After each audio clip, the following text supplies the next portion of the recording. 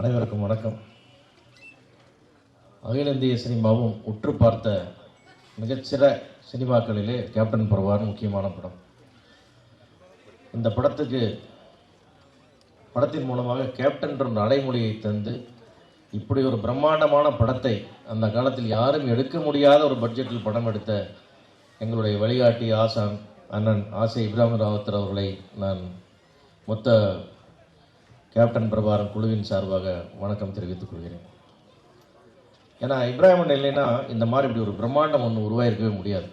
ஏன்னா அந்த மாதிரி கேப்டனுக்காக செலவு பண்ணுறதுல அவருக்கு மேலே யாருமே இல்லை. ஒரு நாள் காலையில் பெஞ்சில் வந்து டீ குடிச்சிட்டு இருக்கும்போது அன்றைக்கி தினத்தந்தி பேப்பரில் தமிழீழம் பிரபாகரனை பற்றி ஒரு நியூஸ் வருது. அதை பார்த்துட்டு படத்துக்கு இனிமேல் கேப்டன் பிரபாகரன் தான் டைட்டில்னு கூப்பிட்டு சொன்னார். அந்த மாதிரி இந்த கேப்டன்ற அடைமொழி அங்கிருந்து உருவாச்சு. இன்றைக்கி உலகம் முன்னளவும் இன்றைக்கி போகிற கேப்டன் என்ற வார்த்தை அவரால் கொடுக்கப்பட்டது என்பதை இந்த இடத்துல அவருடைய மரியாதைக்காக நினைவு கூறுகிறேன். இந்த படம் ஒரு செல்லுமணி எப்படி எடுத்தார்னு கேட்டிங்கன்னா, ஒரு ஷோலே படத்துடைய ஒரு 10% பட்ஜெட்டில் தமிழில் ஒரு ஷோலை எடுத்து கொடுத்தார். அது காரணம் அப்படி ஒரு உழைப்பு, அப்படி ஒரு திட்டமிடுதல் இருந்தது. அந்த மாதிரி கிட்டத்தட்ட 2வது படத்திலேயே இப்படி ஒரு முத்திரையை பற்றி இயக்குனர் அப்படி இருக்கவே முடியாது. அந்த மாதிரி ஒரு மாபெரும் சாதனையை செல்லுமணி செய்த படம். அந்த செல்லுமணி கூட அப்படியே தோளுக்கு தோல் என்ற வசனம் லியாகத் பிற்காலத்தினுடைய கேப்டனுடைய அனைத்து அரசியல் ஈடுபாடுகளுக்கும் அரசியல் சிந்தனைகளுக்கும் அஸ்திவாரமாக அமைந்தது லியாகத் அலிகானுடைய வசனங்கள் என்று சொன்னால் நிச்சயமாக மிகையாகாது. ஏன்னா அப்படி அடம் திரைக்கும் வசனங்களை கேப்டனுக்காக உருகி எழுதியவர் லியாகத் அலிகான். அவர் இந்த இடத்துல நன்றியோடு நினைவு கூறுகிறேன். அது மாதிரி ஒரு மாபெரும் ஒரு பலதரப்பட்ட ஒரு மல்டிபிள் பர்சனாலிட்டியான ஒரு மன்சூர் அலிகானை உருவாக்கி தந்த படம் இந்த கேப்டன் பிரபாகரன். அதை அவன் மன்சூர் அலிகானை மோல்டு பண்ணி கொண்டு வர்றதுக்கு செல்லுமணி என்ன பாடுபட்டிருக்கான்றது செல்லுமணிக்கு தான் தெரியும். அது மாதிரி அற்புதமான ஒரு திரைப்படம். அது மாதிரி சிவந்தவன் படத்தில் பட்டத்திராணி பாட்டுக்கு அப்புறம் அதுக்கு இணையாக ஒரு பாடல் போடப்பட்டால் அது ஆட்டமா சேராட்டமா பாட்டு தானே. அப்படி ஒரு இசையை கொடுத்த ராஜா சார். இப்படி அந்த படத்துக்கு எல்லாருடைய பங்களிப்பும் இருந்தது. அற்புதமான ஒரு படம். இதிலெல்லாம் தாண்டி இந்த ரத்தம் சிந்தி எடுத்த படம்லாம் சொல்லுவாங்க. ஆனால் கேப்டன் ரத்தம் கொட்ட நடித்த படம் இந்த படம். ஏன்னா அவர் இந்த படத்துக்கு உழைத்த உழைப்பும் பட்ட சிரமமும் எடுத்த ரிஸ்க்கும் சிந்திய ரத்தமும் அளவில்லாத உண்மையாகவே ஷாட்டில் அப்படியே ரத்தம் உழுவோ நடிச்சிருக்கார். இந்த செல்லுமணி பல மேடைகளில் அப்படியே ரோப்போட கயிறோட ரத்தம் சுட்ட ரோப்பில் வருவார். அந்த மாதிரிலாம் அவர் நடித்து இந்த படத்துக்கு உயிர் கொடுத்துருக்காரு. அது அந்த கேப்டன் பிரபாகரனை இந்த விழாவிலே நம்முடைய பிரபாகரனே கலந்துக்கிட்டது எனக்கு ரொம்ப சந்தோஷம். தம்பி அபு வந்தது ரொம்ப மகிழ்ச்சி.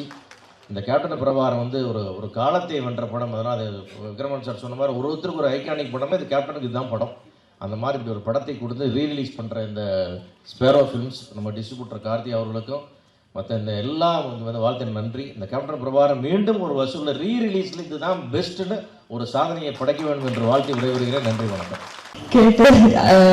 Just speechless. Thank you for the lovely introduction.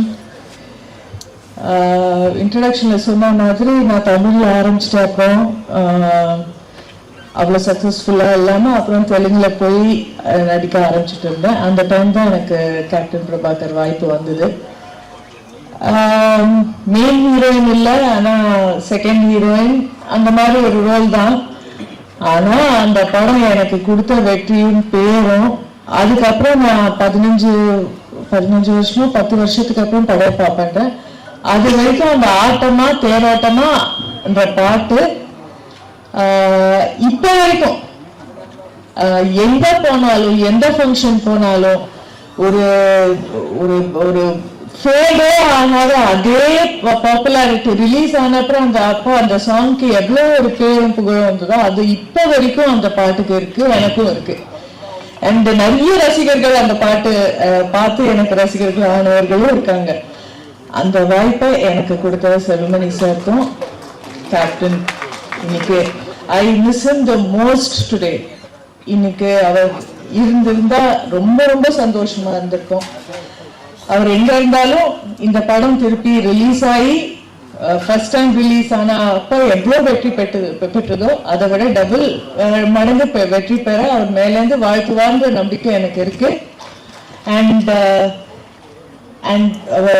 Captain குட்டி கேப்டன் பிரபாகர் இங்க இருக்கிறதுல I am very happy. I seen them as children வளர்ந்து இவ்வளோ பெருசாகி ஒரு பார்ட்டியை லீட் பண்ணி பொலிட்டிஷியனாக வேற இப்போ இருக்காரு.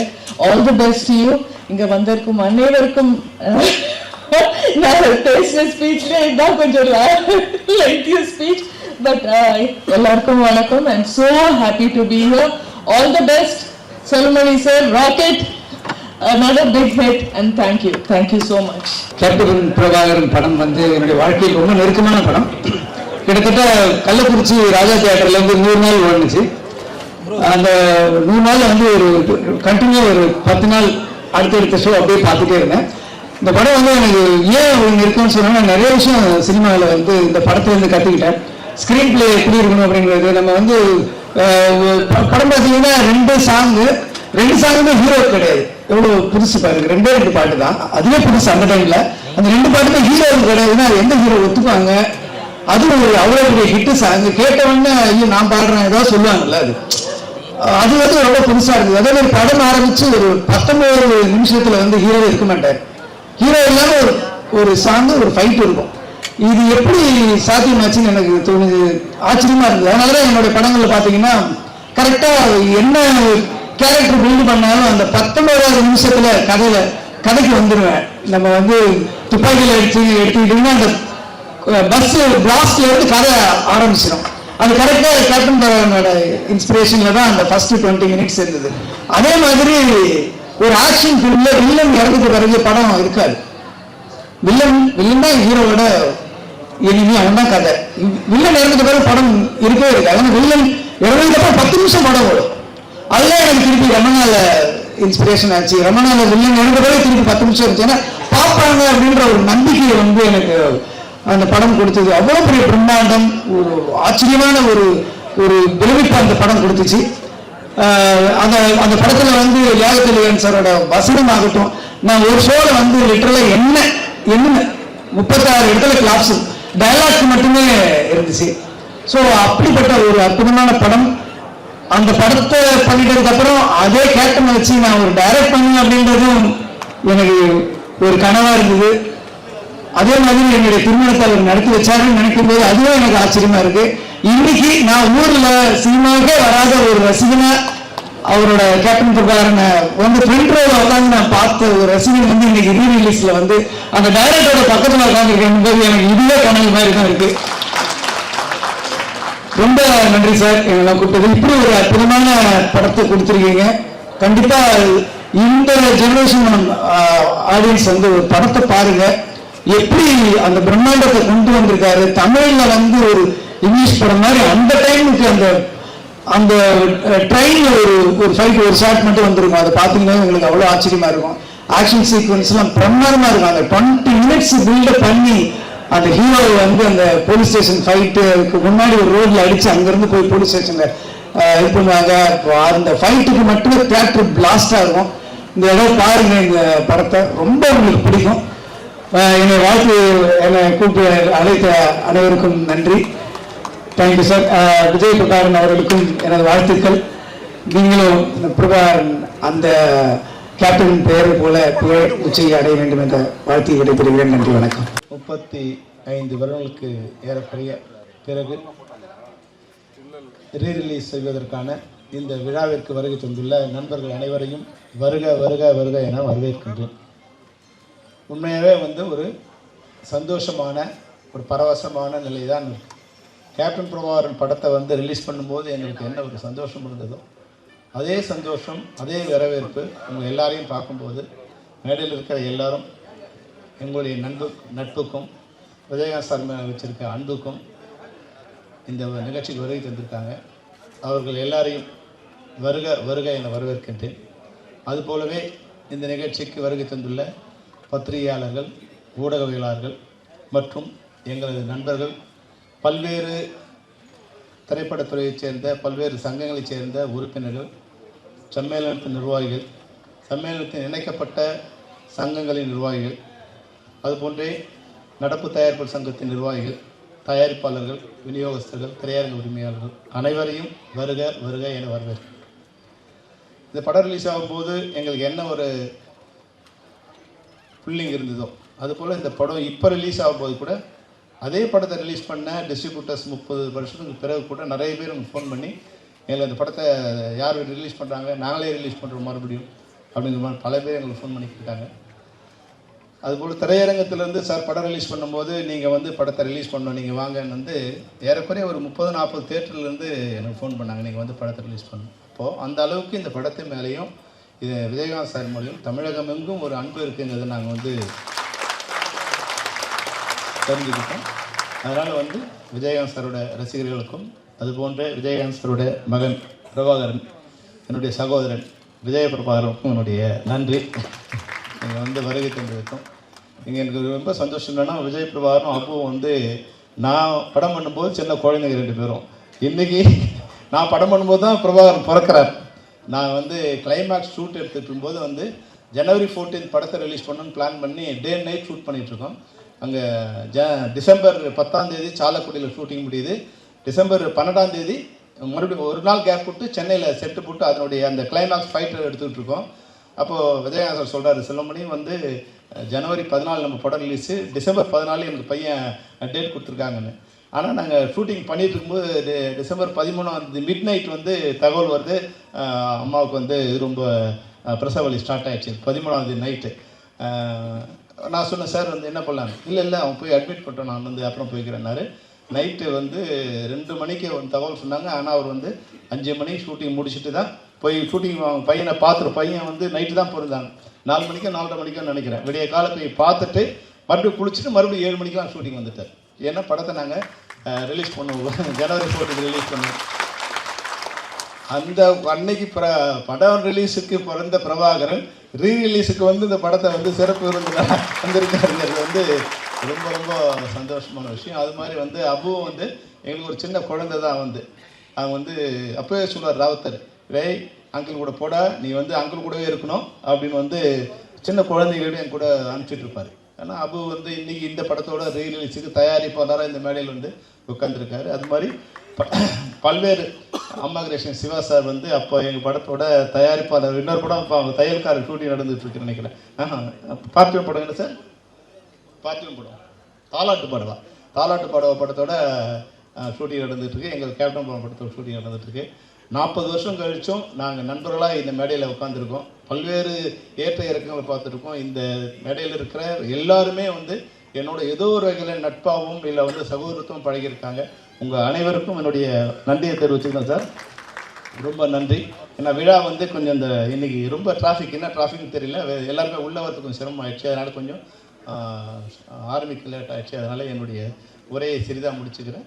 நம்முடைய இந்த படத்தை பற்றி என்னோடய நண்பர்கள் அதிகமாக பேசுவாங்க. ஏன்னா படம் நான் பேச வேண்டியதில்லை, படம் 30 வருஷம் கழிச்சும் பேசியிருக்கு. அந்த படத்தோட இயக்குனருங்கிற வகையில் எனக்கு எப்பவுமே வந்து சந்தோஷம் தான். அந்த சந்தோஷத்தோடு மற்றவர்களை பேச அழைக்கிறேன். நன்றி, வணக்கம். ரசிகர்களுக்கும் மேடையில் அமர்ந்திருக்கும் விஜய் பிரபாகரன் அவர்களுக்கும், செல்வமணி சார் அவர்களுக்கும், மன்சூர் சார் அவர்களுக்கும் மற்றும் அந்த நண்பர்கள் அத்தனை பேருக்கும் வருக என்று வரவேற்கிறேன். நான் இந்த படத்தோட ட்ரெய்லர் பார்த்து கொஞ்சம் அதிர்ச்சி அடைஞ்சிட்டேன். அது புஷ்பா ட்ரெய்லர் மாதிரி கிட்டத்தட்ட இருந்தது. ஒரு ஒரு 35 வருடங்களுக்கு அப்புறம் வந்து ஒரு ட்ரெய்லர் வந்து எவ்வளோ ஒரு பர்ஃபெக்டாக வந்து இருக்குது அப்படிங்கிறதுக்கு வந்து இந்த படம் ஒரு காரணம். நம்ம நிறைய படம் பண்ணலாம், வெற்றி அடையலாம், பட் காலம் கடந்து அந்த படம் வந்து நம்மளுடைய வந்து நிற்கணும். 35 இயர்ஸ் கழிச்சு இந்த படம் ரிலீஸ் ஆகுதுன்னா அதுக்கு ஒரு மிகப்பெரிய எதிர்பார்ப்பு இருக்குது. இந்த எதிர்பார்ப்பு தான் இந்த படத்தோட வெற்றி. செல்வமணி சார் வந்து நிறைய படங்கள் பண்ணியிருந்தா கூட இந்த படம் வந்து அவருடைய கேரியரில் பெஸ்ட் மூவியாக இருக்குது. ஸோ கேப்டனுக்கு அதுதான். கேப்டன் வந்து நிறைய படங்கள் பண்ணியிருந்தா கூட இது ஒரு காலம் கடந்து நிற்கக்கூடிய படங்களில் நிறைய படம் இருந்தாலும் வந்து இந்த படமும் வந்து ஒரு முதன்மையான படமாக இருக்கும்.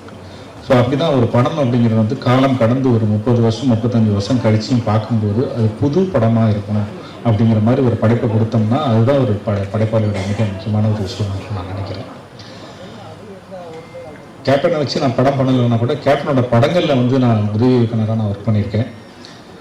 எல்லாரும் சொன்ன மாதிரியே வந்து அந்த உதவி இயக்குனர் இருக்கும்போது காலையில் கிளம்பி போகலாம், நேராக போய் ராவுத்தர் ஃபிலிம்ஸில் சாப்பிட்டு வந்துடலாம். அது யார் படம் முடிஞ்சு 2 வருஷம் போயிட்டே இருக்கவங்க யாரும் அதை பற்றி கேட்க மாட்டாங்க, யாரா நீ அப்படின்னாங்க. பார்த்தோன்னே ஓகே அதுக்கப்புறம் 2வது படம் 3வது படம் நடந்துட்டு இருக்கும். பட் அவங்க கேட்க மாட்டாங்க, இந்த பையனை தெரிஞ்சிருக்கும் நம்மளை அவங்க அப்படின்னு சொல்லி விட்டுருவாங்க. அந்த மாதிரி வரவங்க போகிறவங்க அத்தனை பேருக்குமே ஒரு சாப்பாடு போட்ட ஒரு கம்பெனி அப்படின்னா வந்து ராவுத்தர் ஃபிலிம்ஸ் தான். ஸோ அந்த கேப்டனை வச்சு அந்த படத்தில் நான் வந்து அசிஸ்டன்ட் டைரக்டர் ஒர்க் பண்ணும்போது அந்த விஷயங்கள் இங்கே நிறைய பேர் சொல்லுவாங்க, சினிமாவில் ஹீரோவாக இருக்கிறது பெரிய விஷயம் கிடையாது, ரியல் லைஃப்லையும் ஹீரோவாக இருக்கிறது தான் பெரிய விஷயம் அப்படிங்கிறது. ஸோ அது கேப்டன்கிட்ட நிறைய வந்து அந்த படங்களை நான் கண் கூட பார்த்துருக்கேன். அவர் இல்லை என்றாலும் கூட அவருடைய நினைவு நம்மக்கிட்ட அப்படியே பாடிக்கிட்டு தான் இருக்கும். செல்வமணி சார் வந்து நான் பல தடவை சொல்லியிருக்கேன் செல்வமணி சார்கிட்ட, சார் நீங்கள் வந்து இருக்க வேண்டிய இடம் வந்து இது இல்லை, இதை விட வந்து உயர்வாக நீங்கள் போகணும். ஏன்னா வந்து அவர்கிட்ட இன்றைக்கும் வந்து உட்கார்ந்தா என்னோட படத்தை பார்த்து என்ன குறைகள் அப்படிங்கிறது வந்து ரொம்ப தெளிவாக பர்ஃபெக்டாக, அது வந்து மனசில் ஒன்று வச்சுட்டு படம் ஹிட் ஆனாலும் பர்ஃபெக்டாக சொல்லுவார். படம் போட்டு போச்சா, இது உன் படத்தில் தப்புடா, இதெல்லாம் கரெக்டாக பண்ணியிருந்தீங்கன்னா இந்த படம் உனக்கு வந்து இன்னும் நல்லா வந்துருக்குண்டா அப்படிங்கிறது சொல்கிறது இல்லை. ஒரு சகோதரனை போல மிக அன்பாக ரொம்ப அழகாக அது ஜட்ஜ்மெண்ட்டுங்கிறது வந்து அவருக்கு இன்னமும் வந்து சிறப்பாக இருக்கும். நான் திரும்பவும் சொல்லிகிட்டே இருப்பேன் செல்வமணி சார்கிட்ட, செல்வமணி சார் நாங்கள் ஒரு நல்ல படம் பண்ணுங்க அப்படின்னு சொல்லிட்டு தான் இருக்கிறேன். இன்றைக்கும் வந்து தானசர் அன்னைக்கு ஒரு ஸ்டேஜில் கூட சொன்னாங்க, எப்போ ஒரு செல்வமணின்னு சொல்லி கேட்டாங்க. ஸோ முதல்ல நான் சொல்கிறேன், நான் இப்போ மேட்டர் தலைவர் கூட சொன்னார் இன்னைக்கு, முதல்ல போங்க அப்படின்னு சொல்லிட்டு. அந்த மாதிரி செல்வமணி சாரோட அடுத்த படைப்பை பார்க்கறதுக்கு நாங்கள் எல்லாருமே ரொம்ப ஆர்வமாக இருக்கோம். கூடிய சீக்கிரம் செல்வமணி சார் வந்து இயக்குனராக திரும்பவும் அவதாரம் எடுக்கணும்னு வேண்டிக்கிறேன். நன்றி, வணக்கம்.